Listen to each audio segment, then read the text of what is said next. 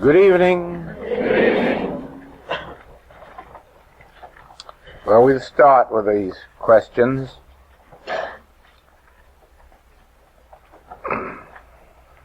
You mentioned that the first chapter of Genesis gave the secret of pre-existence and after-existence.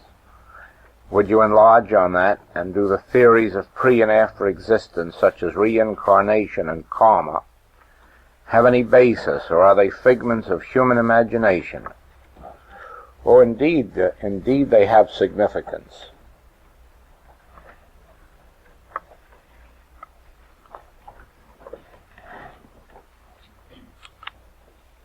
This subject of karma, reincarnation, these are all parts of the teaching of truth, absolute truth. And they are translated as, on the physical plane, the mental or the spiritual, just as every other phase of life may be. Now, you will remember that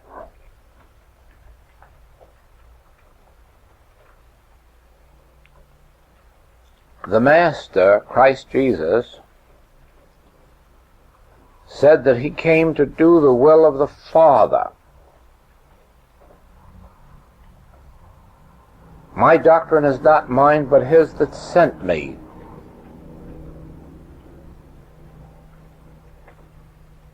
Of myself I do nothing.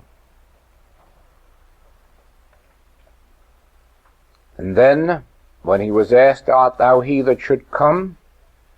He said, go show John. The sick are healed, the dead are raised, and so forth. In other words, he acknowledged that his mission was to the human race, and it was a mission of salvation, a mission of revealing to humanhood the divine laws and the divine life. He didn't start with the absolute statement that we are children of God. He started out with, ye are children of your father the devil. He ended up with reminding us that now are we the sons of God. And he took, if you follow the ministry of the Gospels, you will see that he took humanity right where he found it. At the wedding, he turned the water into wine. He met their particular need as humans. He didn't tell them that as spiritual beings they should have no wine. And he did not say to the people, to his people, that they were pure spiritual being without error, regardless of what he may have known in consciousness, but rather he brought out that you must do unto others as you would have others do unto you. That's purely on the human level, and cautioned us, as ye sow, so shall ye reap. Now there it is very clear that he's talking to us just as if he were in this room, talking to each one of us and reminding us that at this stage of our development we are going to sow as we reap. Therefore, reap as we sow, reap as we sow. And Paul warns us that we must not sow to the flesh, or we will reap corruption. You see, none of this is talking to us from the standpoint of our spiritual identity It is all talking to us from the standpoint of our humanhood, which evidently is in preparation for the message of our true identity. Therefore, karma is the law given unto us as human beings. As ye sow, so shall ye reap. Now then, there is no karma once you have realized your spiritual identity. There is no karma once you have opened your consciousness so that you become one with the vine. Abide in the Word and let the Word abide in you. There's no karma because there's no effect from any cause. You're not putting any mortal or material or mental cause in operation, therefore there's no effect. Once you have made your attunement with the Spirit, you're not under the law because you're no longer the man of flesh that cannot please God. While you're the man of flesh that cannot please God, you may be doing some very good things today and reap good karma. But you may be doing some bad things tomorrow and reap some bad karma. But once you have made the transition from man whose breath is in his nostril to Christhood, there's no more karma. There's no more rebirth. That's the Oriental meaning of the fact that at a certain stage of development, the master knows no rebirth. Of course he can't have a rebirth, he can't even have a first birth if he has attained the fullness of a spiritual identity, and until he does, there must be births and rebirths, just as the same as our old friend W.C. Fields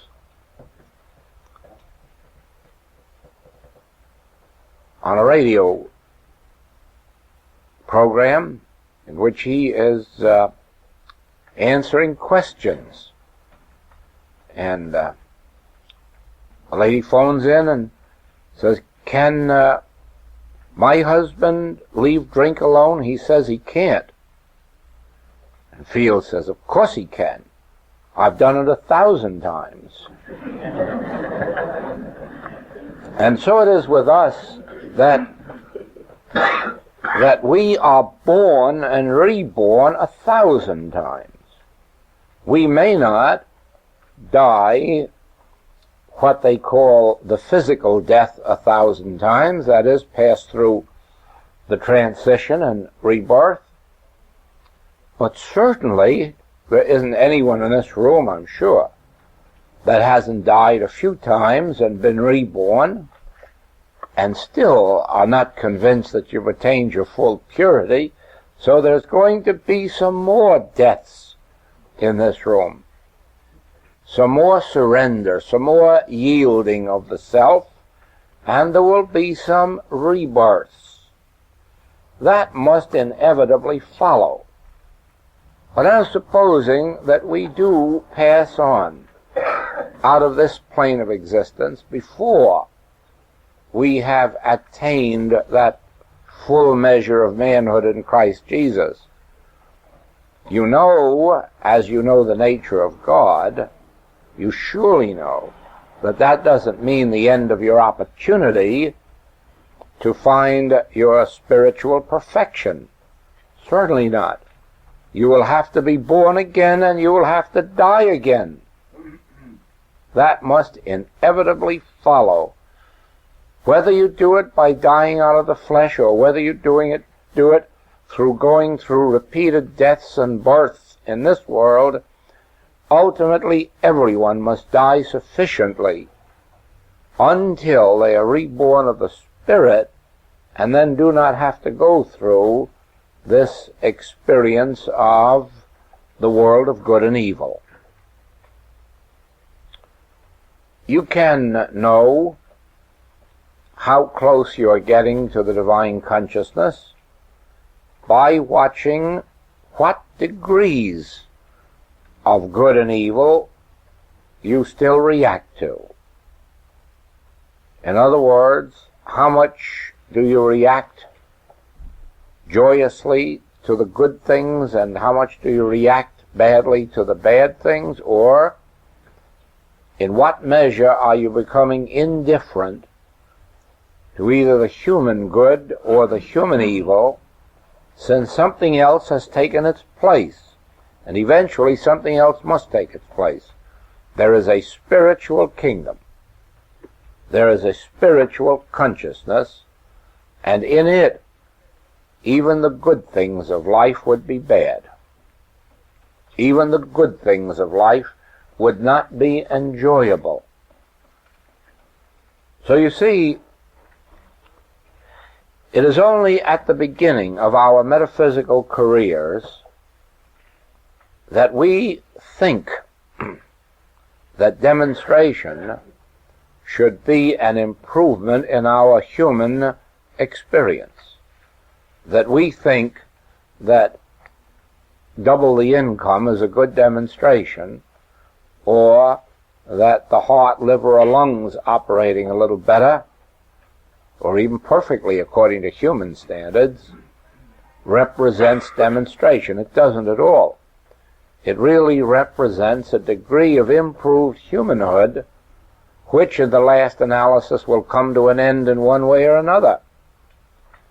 The true demonstration, that which at this point of our career we should be seeking, is not merely the increase of dollars in our experience or the increase of health, as desirable as they are on this road, but rather that rebirth, that entrance into a state of consciousness which begins to question the master when he is at the end of his road, and begins to say, my kingdom is not of this world. Aha, now we're really getting into a spiritual kingdom. You see, we're told that he was crucified because it was reported to the Roman authorities that he was disobedient to their laws and talked continuously of setting up another kingdom. And he did. He was guilty. But not in the way that they reported, because he never did plan to tear down the Roman kingdom. He never did set out to set the Hebrews free politically or economically. He never interfered, and he never preached against the Roman government or even against their slavery. He preached another kingdom. And he said definitely, my kingdom is not of this world. And in trouble, he did not use the weapons of this world. Never, never did he call on armies to defend him. Never did he call on his followers to protect him. Never once is there a record in Scripture of his resorting to any human mode or means for his supply, for his safety, for his security, for his continuity of human existence. Never once. My kingdom is not of this world. If I needed it, I could summon angels, legions of angels. Of course, he could have summoned all his followers. They probably have been glad of a little battle. But that wasn't the way. Nor did he protect himself with legal counsel. Oh no. He was depending entirely on a spiritual presence, a spiritual power, and a spiritual demonstration which did not include longevity. He was not interested in preserving the physical sense of life, since he felt enabled to show forth that in his consciousness, or in his demonstration, or in his kingdom, life was eternal, and not all the crucifixes in the world could destroy it. And so you see, he had a different mode of demonstration, not the demonstration of things. Actually, that is part of his secret in the three temptations. He was an hungered, and we are led to believe that he had powers of magic, occult powers, which would enable him to turn stones into bread. But would he do it? No. No man shall not live by bread alone. Therefore he would make no effort to demonstrate the physical good. And then what happens? Well, the very moment he releases his desire for physical good, his spiritual good appears. And we can assume that in one way or another he was fed, more than likely by just having his sense of hunger disappear from him, until such time as the next thing would come along. So you see then that to talk of crucifixion, of resurrection, of reincarnation, of rebirth, these are all true. And they're true at different levels.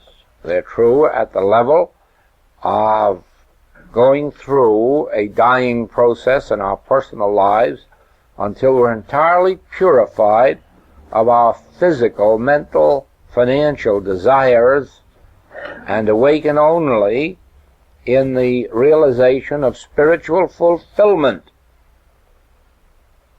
On the other hand, it may appear to us in physical form as an actual experience of death, which of course could never be permanent, because there isn't a single soul anywhere on the face of the globe whose ultimate destiny isn't full and complete spiritual realization. Now, it makes no difference whether you have lived 1,000 lives on earth before.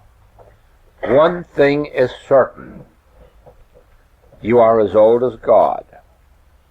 Your life began the moment God's life began, because there never were two lives, there was only one. And that one has been an expression from its very beginning. And therefore we have lived. Now, whether or not there are some who have never found form on earth, or whether we never found form on earth until this particular incarnation, that's something for each individual to learn as they spiritually unfold. But actually it would appear that most people have lived many, many times and died and been given further opportunity to expand, and some have taken advantage of it and some haven't. Some have gone up spiritually and some have gone down. And as we are here today taking advantage of the opportunities given us for spiritual unfoldment, it is a natural thing to assume that were we to pass from sight this day, this night, tomorrow, that our spiritual expansion and development would be continuous. We would go right on from where we are at this moment and continue to expand spiritually. Whether or not that would involve returning to earth consciousness again is something that has to be worked out within the consciousness of every individual. Certain it is that there are those who, when they have completed their lifespan, this particular span, will not return to the mortal sense of body.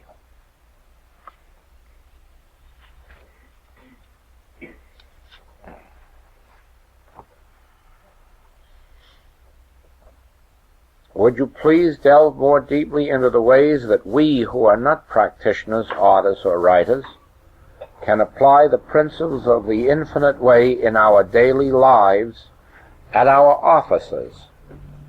Indeed, I'll be glad to. Regardless of what you may be doing, housework, stenography, machinist, printer,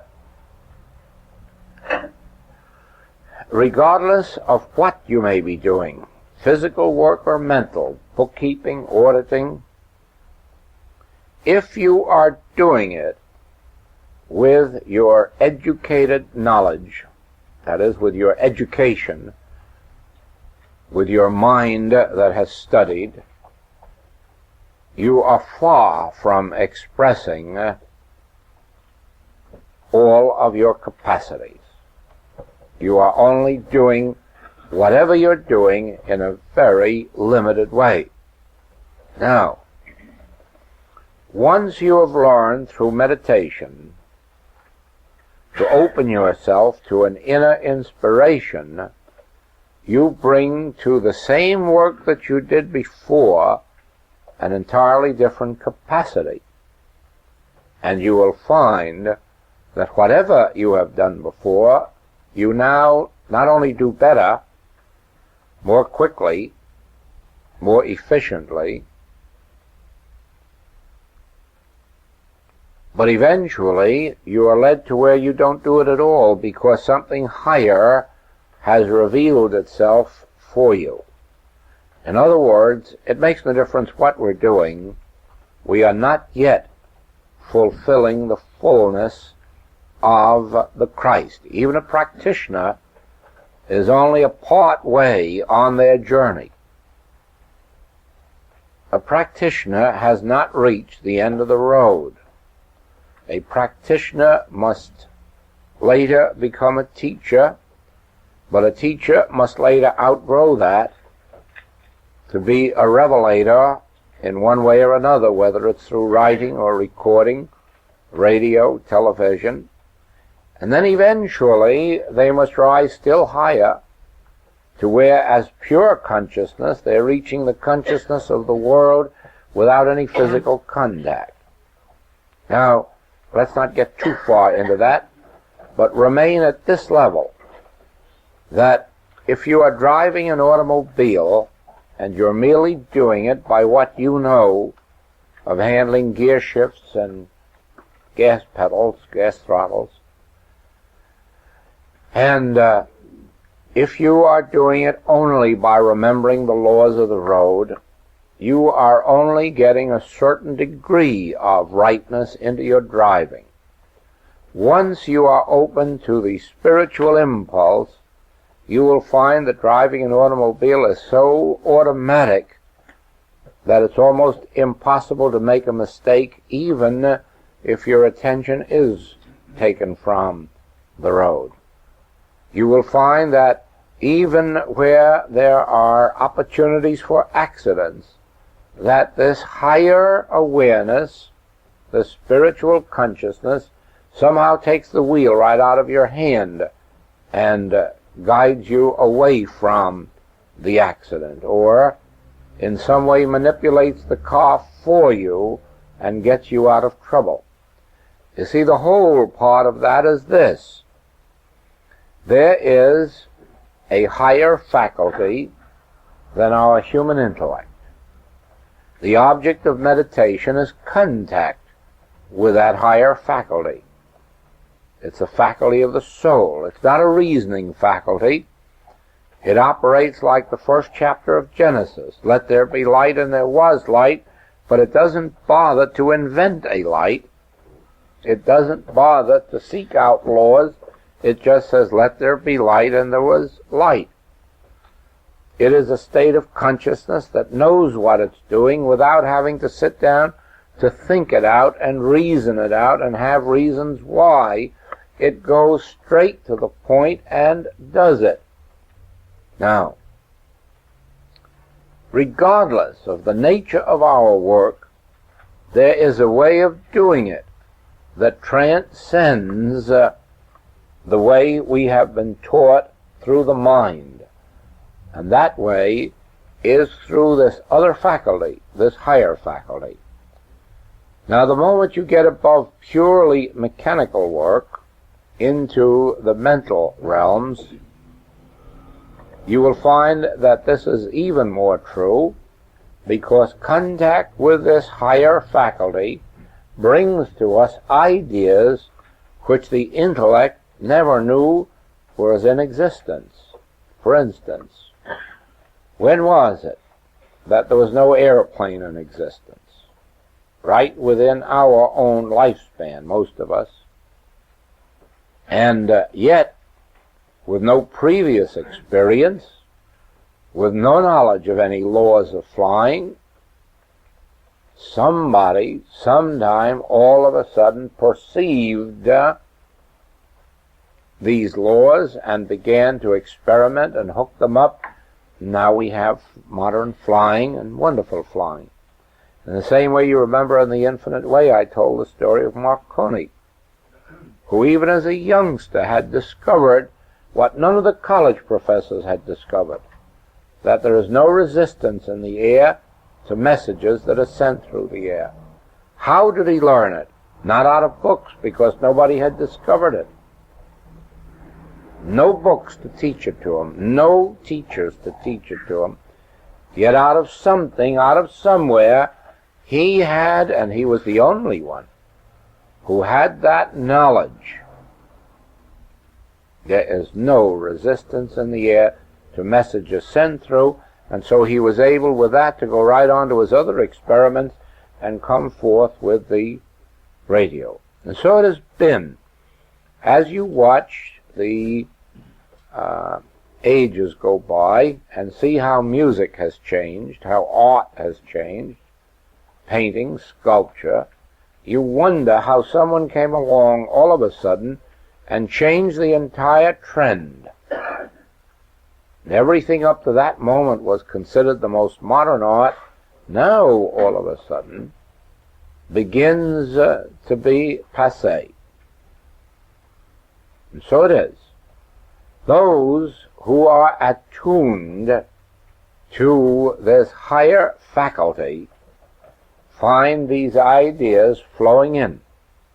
Ideas of new creation and, as I said, greater capacities for doing what we're already doing. I have told classes of the experience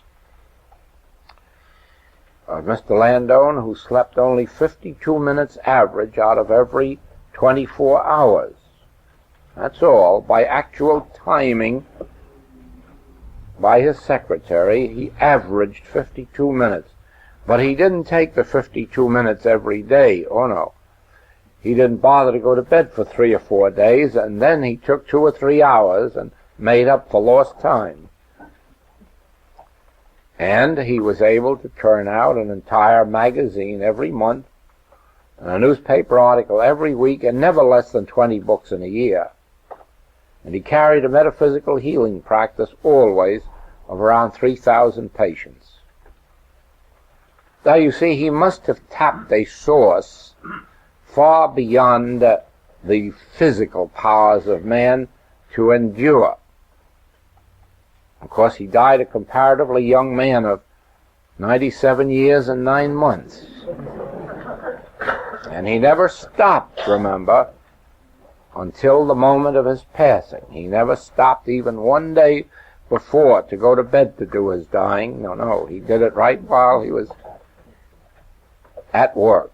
So you see, there are capacities that flow to us from an inner source. And as you perceive that, you perceive what the Master meant when he said, "Man shall not live by bread alone, but by every word that proceedeth out of the mouth of God." And as you are filled with this word, and let this word fill you, you live in it, and let it live in you, you will find these other capacities opening. And then whatever work you're doing will be done better, more quickly, with greater inspiration, and then lead to greater things. It says here in the 5th chapter of Matthew. You have heard that it hath been said, an eye for an eye, and a tooth for a tooth. But I say unto you that ye resist not evil. But whosoever shall smite thee on thy right cheek, turn to him the other also. And if any man will sue thee at the law, and take away thy coat, let him have thy cloak also. And whosoever shall compel thee to go a mile, go with him twain. Give to him that asketh thee, and from him that would borrow of thee turn not thou away. Ye have heard that it hath been said, Thou shalt love thy neighbor, and hate thine enemy. But I say unto you, love your enemies. Bless them that curse you. Do good to them that hate you, and pray for them which despitefully use you and persecute you, that ye may be the children of your Father which is in heaven, for he maketh his sun to rise on the evil and on the good, and sendeth rain on the just and on the unjust. For if ye love them which love you, what reward have ye? Do not even the publicans the same?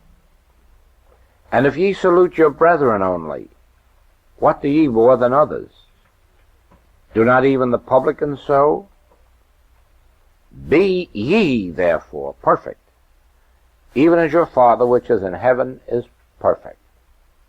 Now remember this, that Christ Jesus was a Hebrew.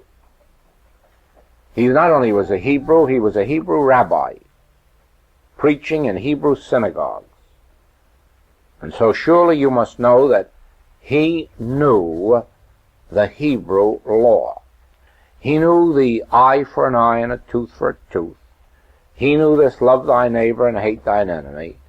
He knew all of these things taught in the Old Testament, and he must have been well drilled in them, for he was a rabbi. Must have studied them thoroughly. Now, whence came to him this idea that you must not have an eye for an eye and a tooth for a tooth? That you must not resist evil?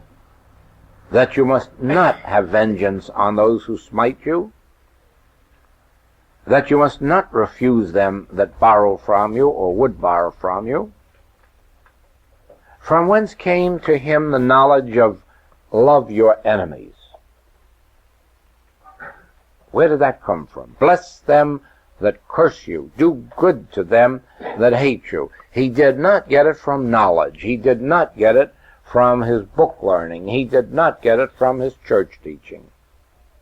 He got it from the source that the infinite way is trying to introduce into the world today, your soul faculties, your soul consciousness.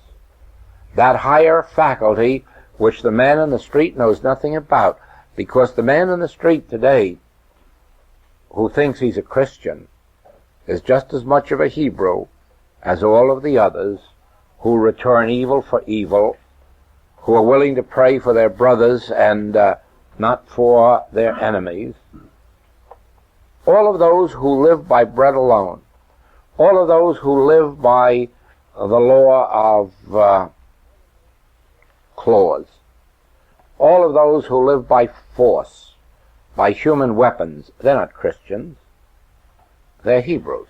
They're Hebrews of the Old Testament. They've merely been born into a church that calls itself a Christian church.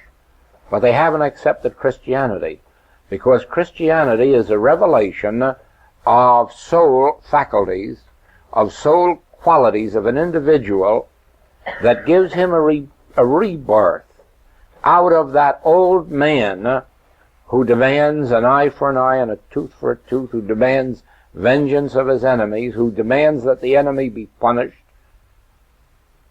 Christianity is a rebirth into the man who says, no, take my life, I won't take yours. If you must have our property and our money, come and get it. I'm not going to resist you or fight you. I know. And if you're in need, come and get from my abundance, even if in the end You get it all and I have none left, because I still have the source left. The word, every word, that proceedeth out of the mouth of God. That's where our food and drink comes from, not from earning it. Not from earning a living, not from sweating by the brow. That's the Old Testament again. Not by might, nor by power, but by thy Spirit do we live, if we're Christians. And if we don't live that way, we're not Christians if we do belong to a Christian church. There is within every one of us the kingdom of God, or the realm of the soul. There is within every one of us a capacity for living on earth in the same loving way that you and I are living in this room all week, without a quarrel, without suing, without fighting, without lusting, without hating, without envying. We can do that for a week, we can do it forever. But we couldn't do it as human beings. Oh, no, that wouldn't last. A room like this couldn't last a whole week in this atmosphere if we were human beings. Somebody, sure and later, would want to be sitting at the right hand of God, or the left hand of God, or the right hand of the teacher, or the left. Somebody'd want to be the pet or the favorite, even if they had to pay $1 million to buy it. They'd find a way to do it if it could be done. Humans would. But not those who have learned that we do not live by bread alone, nor by using the weapons of the world, nor by might, nor by power, but by my Spirit, by every word that proceedeth out of the mouth of God. Now, no one can live that way as a human being, and that's why we are told by our friends outside that this is very impractical. Lovely, of course, but very impractical. Well, there are many of you who have seen this going on now for many, many years, have seen just these groups, and have seen them just as friendly and just as loving, and without quarrels and without lawsuits and without envies and without breaking up each other's homes. You've all seen that. So you know it can be done. But you can't do it as human beings. You can only do it when you have come to the realization that you're not living off of each other or from each other or by human modes or means, but every word that proceedeth out of the mouth of God, not by might nor by power, but by my Spirit, saith the Lord. And when you have access to that Spirit which is in man, which is the soul of God in man, which is Emmanuel, God with us, when you have access to that, it'd just be laughable to demand that your enemy be punished. You know right well that the very evil deeds they do is their own punishment. It has to be so. The deed is the seed that carries within itself its own fulfillment. You don't have to punish anybody. Just let them alone long enough, and their own actions will punish themselves. Don't hold anyone in condemnation, and as a matter of fact, even if you see your enemy on the way toward punishing himself, pray that he be forgiven too, even as you would be forgiven if you had done wrong and were on your way to punishment, like the thief on the cross. You'd be pretty happy if there were a Jesus about to say, don't worry, I don't condemn you, I'll take you with me into heaven tonight. Now, always remember that when you read this Sermon on the Mount, that you're reading something that is impossible to live, impossible to attain as a human being, unless you have access to the divine faculties within you, until you are living through your soul instead of through your body, until you are living by every word that proceedeth out of the mouth of God instead of the money that's in the bank. Until then, you will be this human being who is living according to the Hebrew standard that the Master cautioned us against. You see, he continues on into the 6th chapter, and he warns you, "Take heed that ye do not your alms before men, to be seen of them. Otherwise ye have no reward of your Father which is in heaven." Isn't that a plain statement? And yet, 99% of the world is doing their charity right before men's eyes, even getting it published in the newspapers or on the church board or somewhere else where some neighbor or friend or fellow citizen can say how noble you are, what a good Christian. But it says, "Ye have no reward of your Father which art in heaven." He tells you, "When thou doest thine alms, do not sound a trumpet before thee, as the hypocrites do in the synagogues and in the streets, that they may have the glory of men. Verily I say unto you, they have their reward. But when thou doest alms, let not thy left hand know what thy right hand doeth, that thine alms may be in secret, and thy Father which seeth in secret shall reward thee openly." You see, the Father is within you. That's your very own soul. That's your Father. And anything that you do, your soul knows.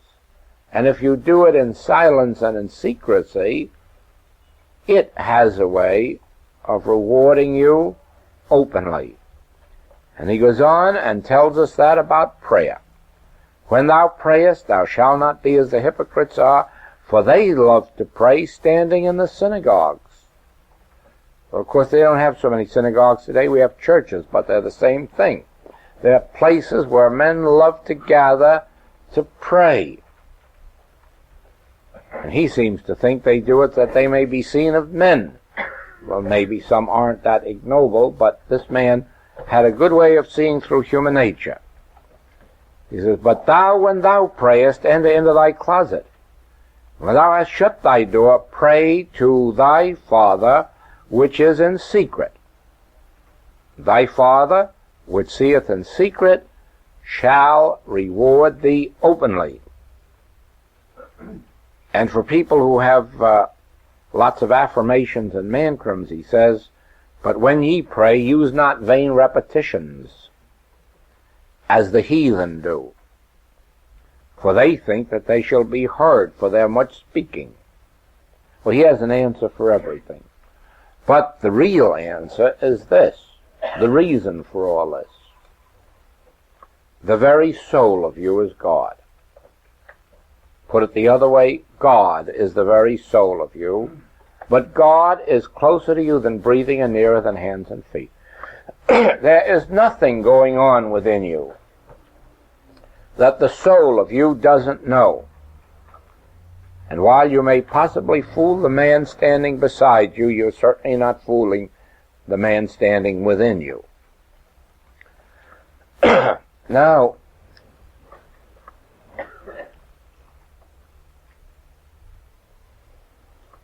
the secret of life is all in the word love. That really contains the entire secret of life. That's why even for the human sense of life, there either has to be love or some kind of an imitation of love or some sense of love between a man and a woman, even to bring forth the human sense of life. But actually, life is a thing of love. It's a thing of spiritual love. And you can only know when you are motivated by love when what you are doing seeks no return. When it isn't necessary for a man whose breath is in his nostril to know the good things or loving things that you're doing, when it isn't necessary for you to shout from the housetop what you're doing, and more especially when you're doing it so silently and secretly that you couldn't possibly get a reward from anyone because they don't know they're you're doing it for them. That is the meaning of love. Love is a loving deed that seeks no return, a loving thought, a loving word, a loving act that seeks no return, that is completely done in silence and in secrecy. Now that, of course, rules most of our lives out as far as loving is concerned, because most of what we do and we want the other fellow to know we're doing it, and we'd like a little thank yous besides. But that isn't love. All that this teaches in this book, in this Master's teaching, and more especially the Sermon on the Mount, is love. Doing things silently and secretly without a sign of desire for any reward, recognition, or gratitude. That is love. That is not doing it to be seen of men.